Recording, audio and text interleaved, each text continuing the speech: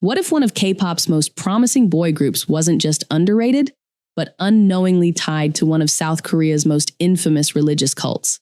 That's the jaw-dropping reality fans were forced to confront when MBC's PD Note dropped an investigative bombshell in May 2023.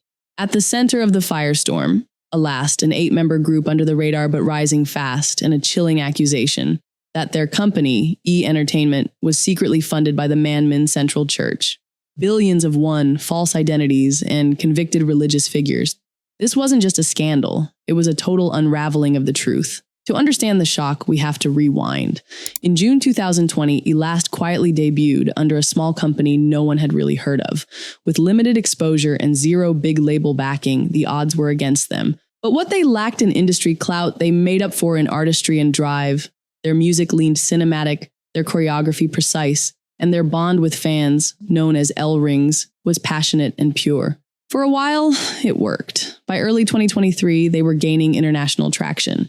It wasn't superstardom, but it was momentum. It felt like something was finally clicking. Then came PD Note, and everything fell apart. On May 30th, 2023, the investigative program aired a documentary claiming that E! Entertainment had received nearly 4 billion won, about 3 million USD, from individuals allegedly tied to Manmin Central Church, a religious group with a disturbing legacy in South Korea. The funding reportedly supported Elast's debut and ongoing promotions, but this wasn't just about shady money. PD Note revealed that the person listed as CEO of E! Entertainment wasn't the one actually calling the shots. Instead, the report alleged that the real power behind the label was a high-ranking member of the church. And not just any member, but someone believed to be the adopted daughter of the cult's current leadership. Which raises a terrifying question. Was this a K-pop group or a front? To understand just how serious this is, you need to know who Manmin Central Church really is.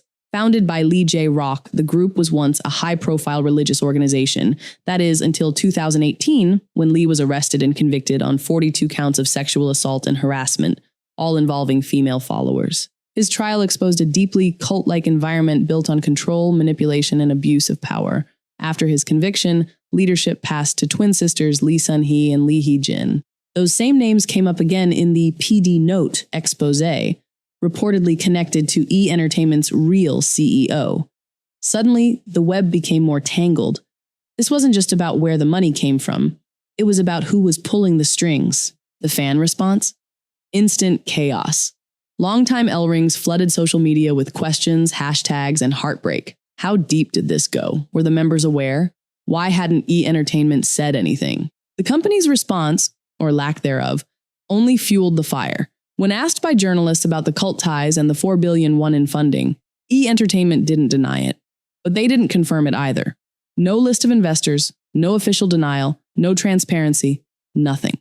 What made it worse was that E! Entertainment had previously responded quickly to other controversies, including the boycott MCE scandal, which involved a different company, but saw E! Entertainment release a statement within hours. But now, total silence. For many fans, that wasn't just frustrating, it felt like betrayal, so the fandom took action. L-Rings launched a boycott, stopped streaming, unfollowed the group's official accounts, and used trending hashtags to demand accountability. Their message was clear. This wasn't about punishing Elast, it was about protecting them. But not everyone agreed. The fan base fractured. Some believed the boycott was the only path to truth. Others felt it unfairly punished the members, who might be victims themselves. With a small but passionate fandom, the split felt like a full-on rupture, and then silence. For 3 weeks after the documentary aired, the members of Elast vanished from social media. No posts, no replies, no explanations. Fans were left with a haunting uncertainty. Were they being silenced by the company, or were they genuinely unaware of what was going on? That absence spoke louder than words, and it left the fandom stuck between grief and rage.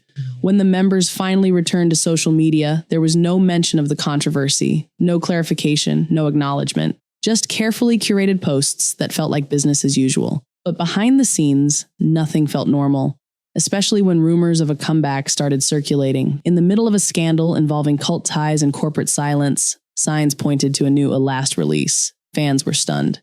2 members, Choi In and Sung Yup, had been on extended hiatuses with no updates. Sales were down. Engagement plummeted. Outside of the fandom, almost no one in the media was talking about it anymore. The scandal had quietly faded from public view, but not from the hearts of the fans still reeling. So where does that leave us? To this day, E! Entertainment has never publicly addressed the PD Note allegations. No formal response, no press conference, nothing from the CEO, whoever that may be.